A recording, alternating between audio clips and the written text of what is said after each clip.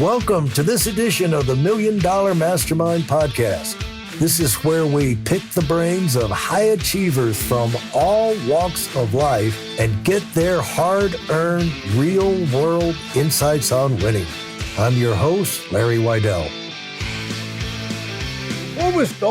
What was in your suit that caused you to start a business at the stage of life you were in, taking on your father? You had to basically, that was a new job. That's disruptive. And something had to be driving. You had a burr in your saddle somewhere, and it probably didn't happen overnight. No, it didn't happen overnight. It was like, I would say I had always thought about it for quite a long time. And I knew just being in corporate that you really had to have ownership if you wanted to create wealth. And would you say that again? You really have to have ownership if you want to create wealth. Thank you. Yeah.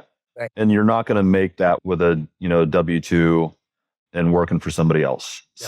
So that was one thing. I think the other thing was I lost my mom abruptly, like when I was 29. And so that hit me pretty hard. And so when that happened, it just created like a sense of urgency for me, because when you lose your parents, at least for me, when I lost my parents, it just creates more of a sense of your own mortality.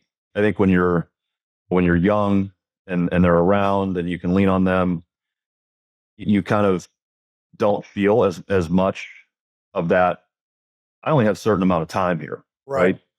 So what am I going to do with it? And when that happened, that really accelerated my push to really think about, okay, I would always lay out what my goals are every single year, what I want to do, what I want to accomplish.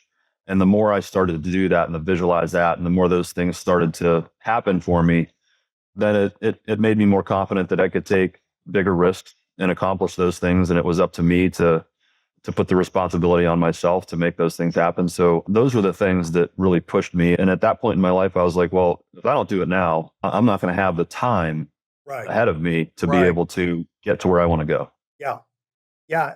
You've got to factor in the time element. It's, at some point you got to go, and you don't want to do it where, it's hard enough to have, you're going to have sleepless nights if you start a business. I hate to bust anybody's bubbles. And it is better the younger you are. Sleepless nights are better. You don't want to have sleepless nights.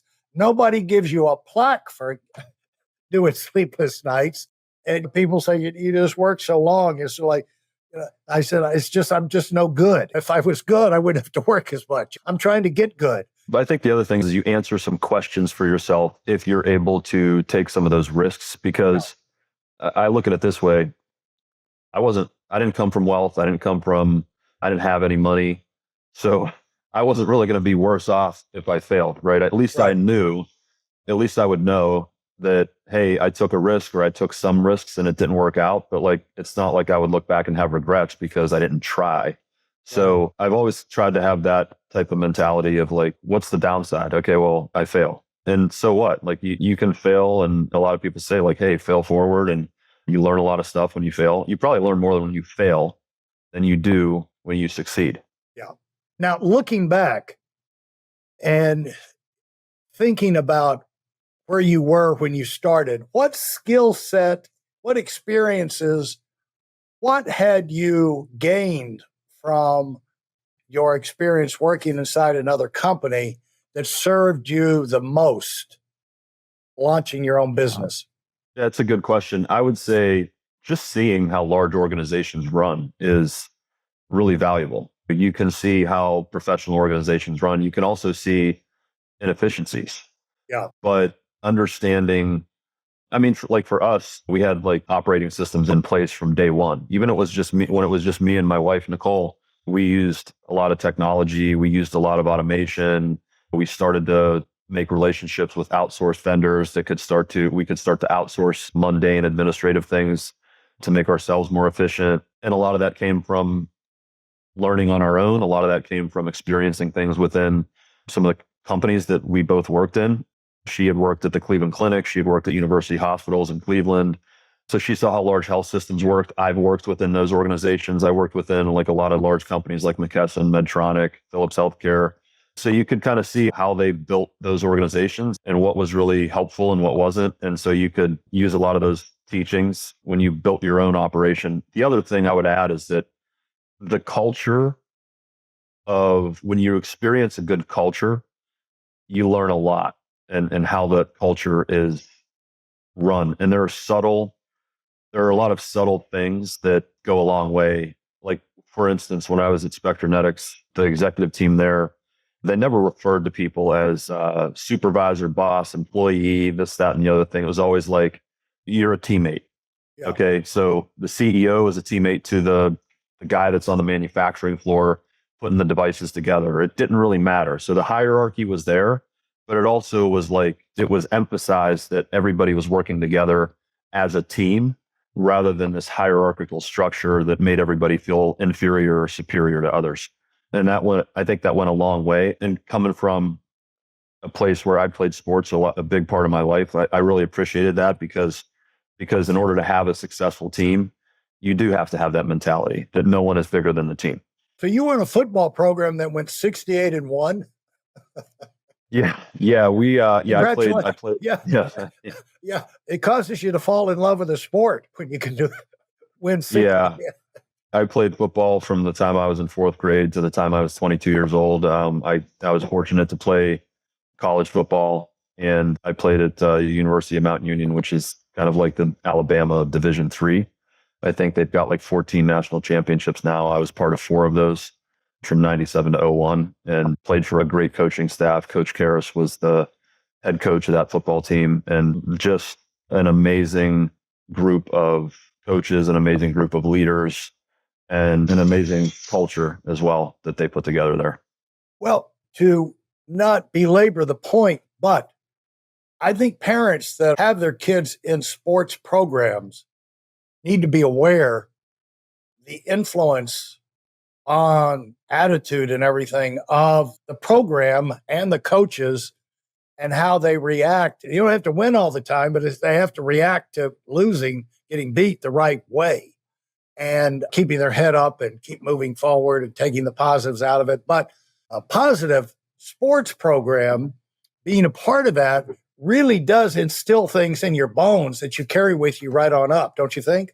Oh, yeah, I totally agree. I mean, I think that being part of stuff like that I think there's some people that don't relate that to other parts of their life. And that's unfortunate because I think there's a lot of lessons to be learned when you play sports. So I think it's really important to play sports. I think that it teaches you how to work with other people, especially in a team environment. There's a ton of work that goes into preparation and being successful and competing. And then there's an individual aspect to those team sports too. So being able to kind of get inside your own head and figure out like, okay, well, how am I going to compete? How am I going to get on the field? How am I going to win a job?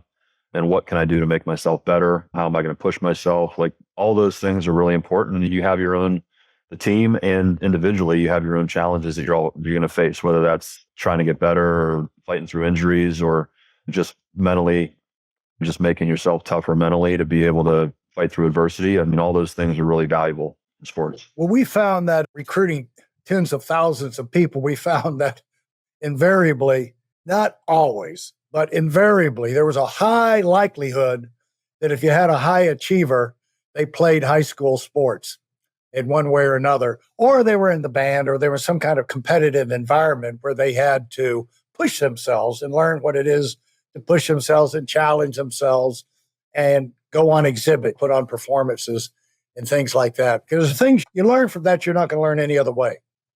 Yeah, I agree. I also think it's interesting you mentioned that because the high achiever thing, like if you listen to some of Nick Saban's speeches, he has one where he says high achievers can't stand to be around mediocre people and mediocre people can't stand to be around high achievers. Yeah.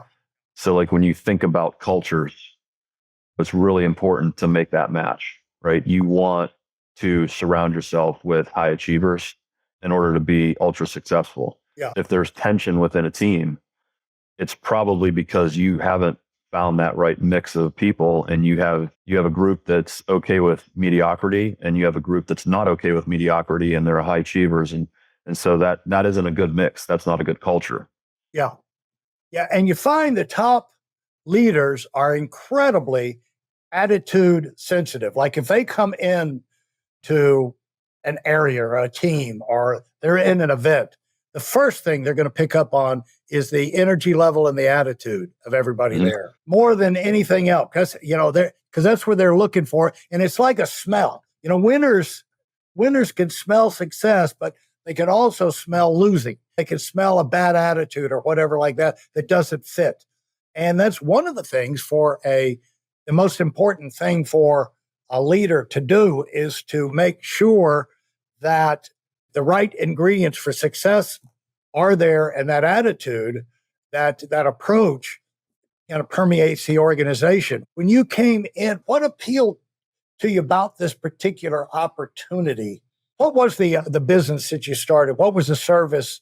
And why did that appeal to you? Why do you say, we can get in here, we can make a difference? And then it turned into a huge success. So congratulations on taking that bet.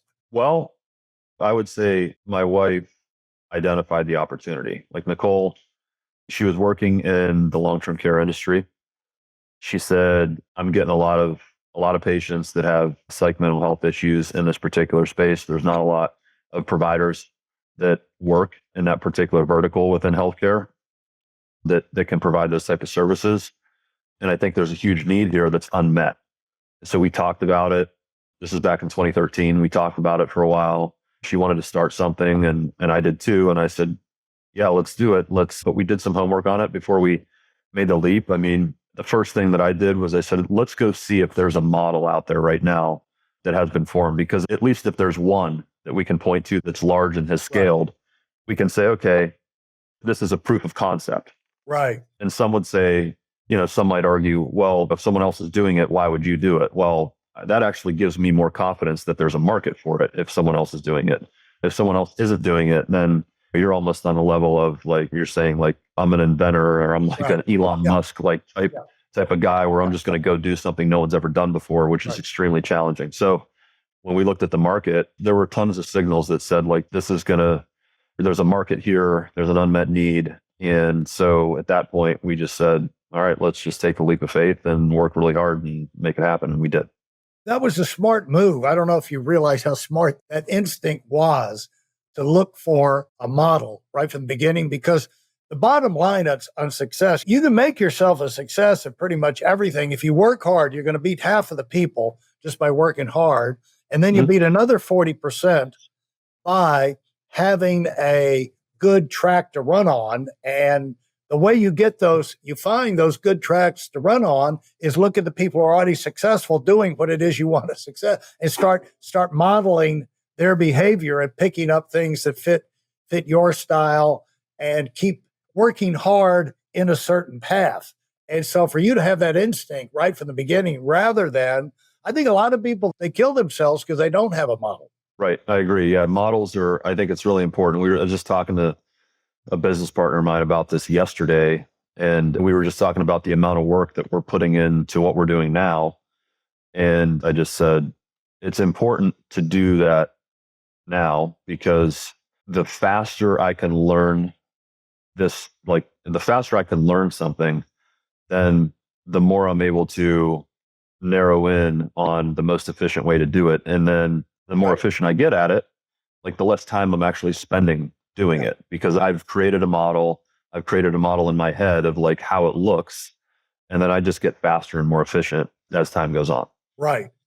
And that allows you to develop those kind of systems, put things in place that allow you to stay on track.